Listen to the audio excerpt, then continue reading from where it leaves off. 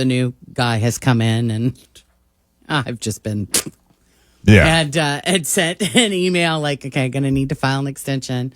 I also placed a call, but didn't hear back, fully understanding that they're completely slammed. I just wanted to, make sure. So I didn't find out until about, 4 or 5 o'clock yesterday afternoon that they had gotten my messages and that they would be filing the extension. So but yeah, that was like, Yeah, it's stressful when you don't hear anything and it's like the day of, because you want to make sure you're in compliance. Sure. You don't want to pay a fine that's not your fault when you got your stuff in on time. Yep. And I'm sure they're just all like, it's fine. We filed it for you. It's fine. Yeah, totally. Yep, and it's you are the one that's like, no, it really is. True. That's such a thing. So like true. when you hire, whether it's a CP, an attorney or an accountant or whatever, you need someone who's kind of the opposite of you. Like if you're kind of lazy and you forget things, you need someone who's going to treat things with a sense of urgency. Yeah. But on the flip side, if you're like a super high-strung person, you need your people to keep you calm in a way. yeah, for sure. Still get the job done. Because God bless my old accountant. I think I may have been the client that sent him into retirement. Oh, boy. But he always, You probably were, right? He just knew me, right? So when I would need an extension, which happened more often than not, I would send him an email and, a week or two before, and he would write back, already filed. It's like, thank you. Oh, that's great. That's the best. Yeah, he was a good guy. Tax people are rejoicing today, though. I mean, even though they filed all your extensions, And they today still is got like a the bunch, day but- like my dad that works at the CPA firm, they all go out to like a really nice dinner at the end of tax season. I think they usually like sprinkle it around because they're located in Northern Kentucky. They've been to like Walt's Hitching Post. This year, I think they're doing the all-you-can-eat fried chicken at Greyhound Tavern. Nice. Which is, it's like a little award for them. Yeah. Yeah. Well, They deserve a after break. Greyhound Tavern, can we get back to work and get mine done so that because it's still a loose end and it's going to drive me crazy too. I just want this off my plate. Yeah, but you with the extension, you get till June now, right? In Ohio, you will get till... I don't know. Is it till June? I don't know how long I think the it's extension 3 months. Is it? Yeah, April. Yeah. I think it's June. You got to check back in by June. Well, can we get it done sooner It's than got that? you under... It's fine, Jeff. Stop. It's fine. This is a lesson in patience. This is a test. Yeah. Yeah. This is the dumbest health hack ever, but a new study found it actually works. If you don't want to exercise, it turns out you can get some of the same benefits by just rushing through stuff all the time. A study in the journal Circulation found that doing random tasks and chores faster has the potential to do wonders for your health. They tracked the movements of 24,000 adults for about a week, and none of them are people who got regular exercise. The ones who did minor tasks briskly, however, saw major health benefits years later. For some, their heart attack and stroke risk dropped by as much as half. Wow. And we're talking minor stuff like speed vacuuming the rug or walking faster when you take out the trash. I tell you what, I am this person. I do everything speedy because I got a lot to do and I got to get it done, and that's how my brain works. But I will also add there's a slight negative to this, and that is when you move fast, you sometimes become klutzy, right? And walk into things and stub your toe and whack your shin on a door. Yeah. These are all not things to that have happened mention, to me. I feel like if you do it really quickly, it's not as detailed. Well done. Well, sure, yeah. Yeah, like when you're Sloppy. dusting, you're just like... Fast as But I sloppy. often think, as somebody that loves to clean, I often feel like while I'm cleaning, I am getting some sort of workout. Sometimes I'm sweating at the end. Well, of it. because you're no going from doubt. this side of the house to this side of the house, and then you go over there and you start doing something, and then you're scrubbing the toilets and doing all the stuff. And How often do you clean? every day.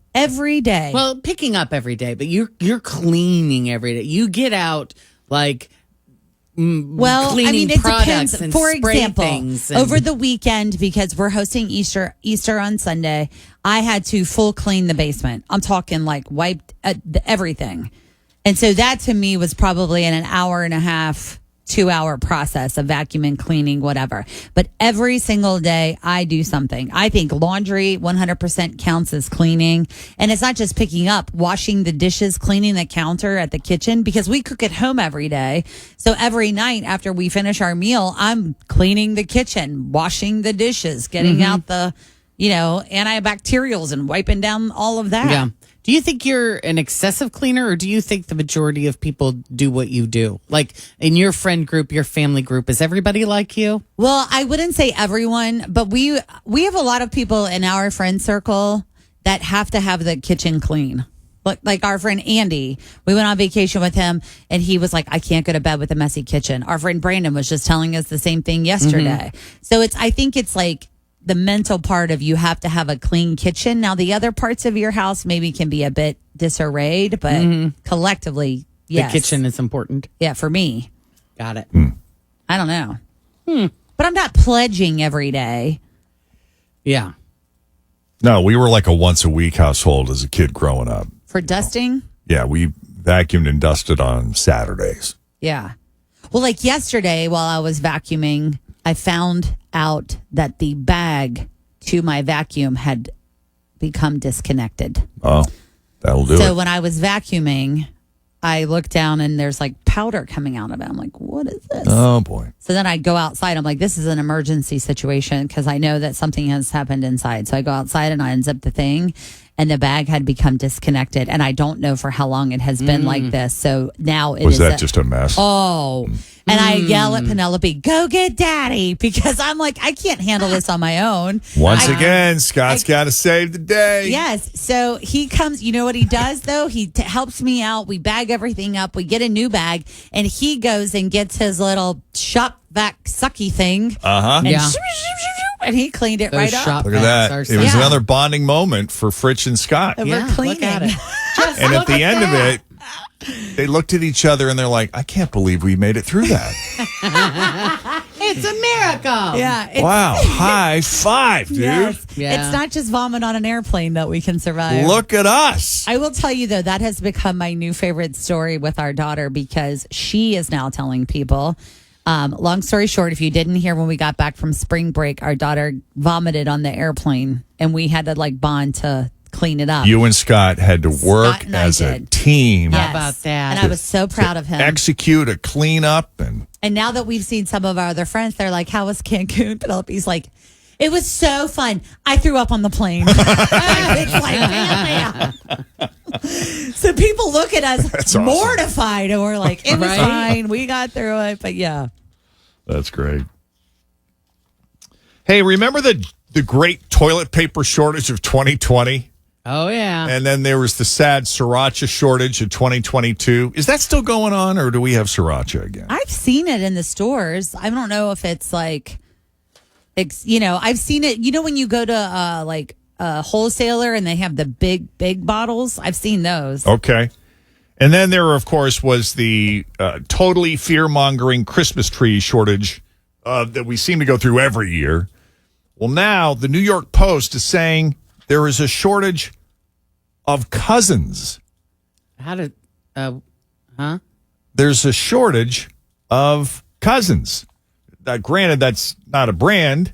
It's the kids you were forced to hang out with growing up and the annoying adults you're forced to be social media friends with now.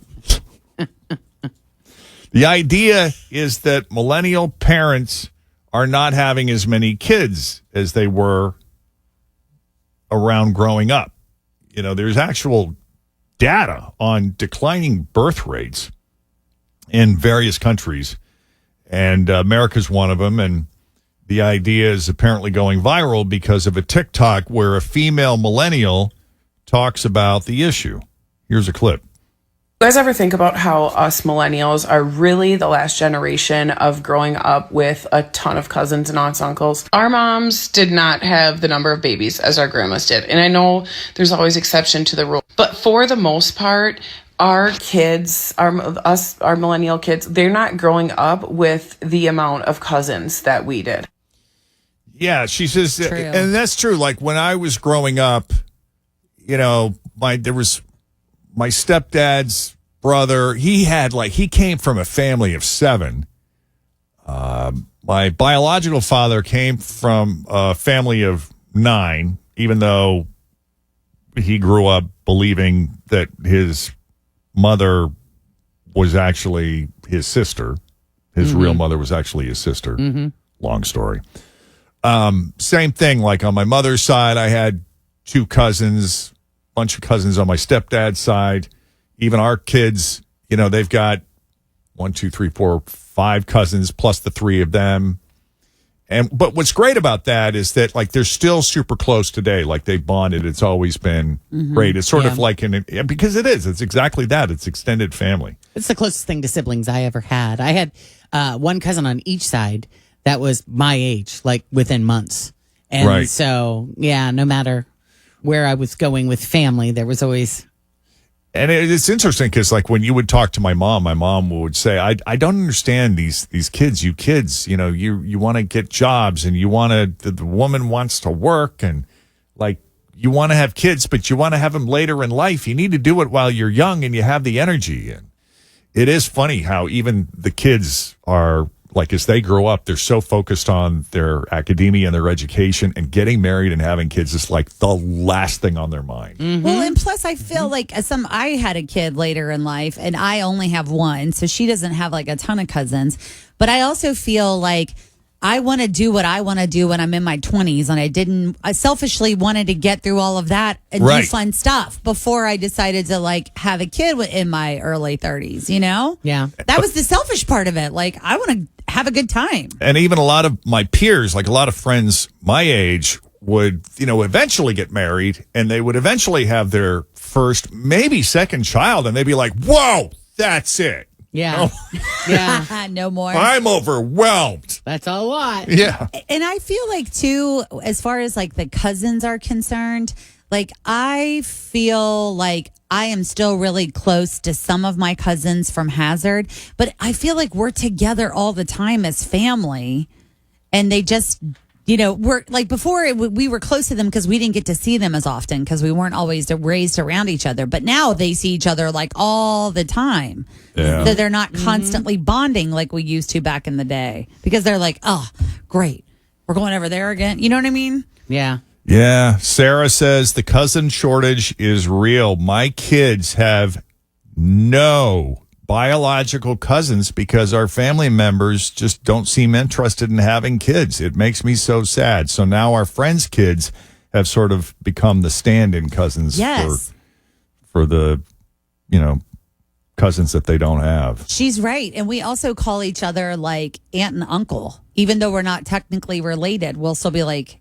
Aunt Jen or whatever. Yeah. Most of my cousins were younger than me, so I was the babysitter. Oh, you're the babysitter. There's like 10-year gap, but we had pretend cousins too, like the friends that were pretend cousins. Yeah, like the people that live in our neighborhood. Yeah. Tara says I have 46 first cousins. Oh my God, I can't imagine a family that big. And she says That's my awesome. kids have Crazy. 5, but as Tara says, as my brother points out, and it's true, we are, as a society, most of us aren't farmers anymore. So no one needs 6 or 7 kids like maybe they did back in the day. Facts. To help sustain and keep the family going. The homestead workforce. Yes, that's right. I mean, my grandpa was one of 15, and I think that's why. That's mind-blowing to me. That is crazy. My mom is one of 8. And we many. have probably, 20 cousins. Yeah. And people are a lot more mobile, too. Like Peyton kind of makes that point. She says, I'm a 90s baby. And my mom, she says her mom always had 3 cousins. And she spent just as much time with her cousins as her kids spend with their siblings. But she says her kids have only 2 cousins, and they're out of state. Yeah. Yeah. But it is funny, that connection. I mean, I hardly ever see them or talk to them anymore. But when I do, hey, cuz. Yeah. I mean, my 2 first cousins were like, they're older than me, but they felt like they were brothers, even though I didn't see them all the time. Yeah. Do you talk to them It is a now? strange- it is Not a now, strange because we've connection. drifted apart and we just went in completely different directions, and they live far away. But at the time, I mean, growing up, they may as well have been. I mean, you have a cousin Eddie, and every time you say cousin Eddie, I just Eddie know and that Jimmy. guy's trouble. Both of them. Just don't they sound like they're trouble? If you had a cousin Eddie and a cousin Jimmy, wouldn't you be like, okay, they're bored, they're into something? Yeah, well, that tracks actually. Well, cousin Eddie in the what was that? The vacation movies. That's how that bad rap started. Well, and no one calls them that. Like they're either Ed, but you call them cousin Ed Eddie and Jim. Well, because that's what Mom and Aunt Gloria called us. Yeah. Were you cousin Mikey? Sometimes. Hey, Mikey. Yep. Mikey, Eddie, Jimmy. Mikey. And if we had birthdays like within so much as a month within each other, then they would just combine the celebrations. Yeah. But yeah, no. Eddie is Ed. Everybody calls him Ed. And Jimmy is Jim. Everybody calls him Jim. But not when you're kids, you know. Yeah. It's Eddie. Yeah. Hi, Jimmy. Here's an interesting nugget that came out of Meta's ongoing antitrust trial. Mark Zuckerberg once considered deleting all of your Facebook friends and making everyone start over. You think you're frustrated enough with Facebook changing algorithms and the platform and the layout of things. Right. That was up for serious consideration. What if we just obliterate everyone's friends and make them start over? Because how many people have friends that they're not even friends with? You don't even know people, because in the beginning you just accepted everybody that requested you. Oh yeah, you just said because yes. you were trying to get as many friends as possible. Because that's what it was about in the beginning. How many friends can you accumulate? Right. That was in direct correlation with your self-worth. So what about like all the accounts though that aren't even real, or people that don't check them anymore? That's what I wish I could get rid of. Like if you have 5,000 friends, chances are probably at least 500 of those are accounts that maybe people don't engage with anymore, right. Or they don't even log in anymore. Like how do you get rid of those people? Well, and that might have been partly what drove the idea to just kind of blow it up and have people start all over, to have them sort of refocus on who their real friends were. Because the social aspect, and this idea came up in 2022, so not that long ago. And the reason they considered it was because the social aspect of Facebook was declining. So the thinking was, by blowing up all the friends and having people start over, this would encourage users to reconnect with Facebook while rebuilding the social connections that are actually meaningful to them. That would have been devastating to some people. You know what, though, is that's a bunch of BS, because the reason it stops being social is because Facebook is pushing 1 million GD ads in my feed every day, which I don't want to see. Maybe I'd be connecting with my cousins and friends if they actually popped up in my feed. Well, it wouldn't have been the end of the world to re-add your close friends and family members if you wanted to, but it might have been difficult to reconnect with that one random guy you talked to at a barbecue in 2011 or something.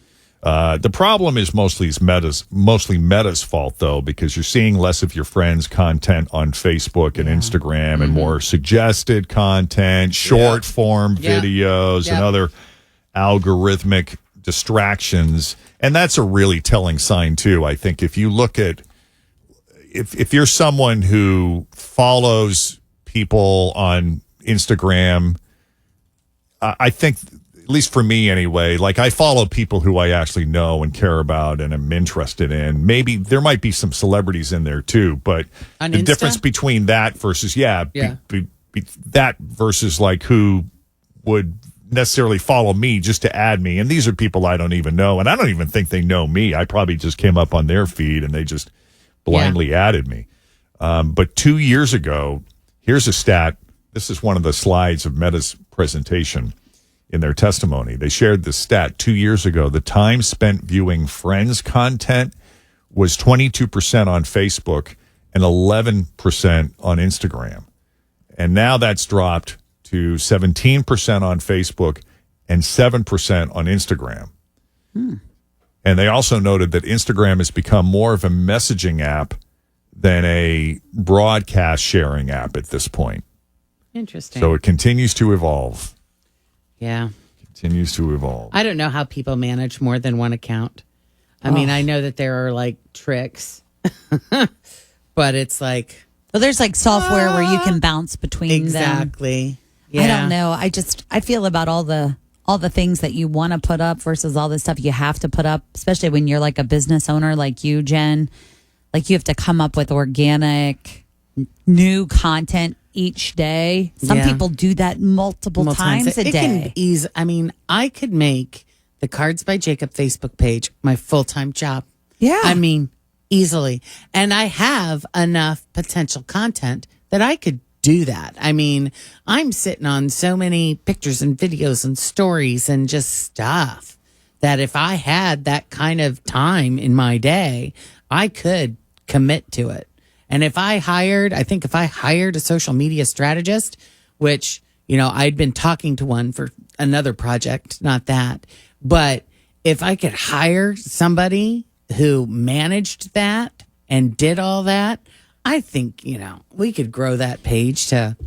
Oh, I was going to say, you'd have a lot more capacity. I'd have a lot more capacity. You sure if all I had to do was create the content, or no más capacita. No más capacita at this point.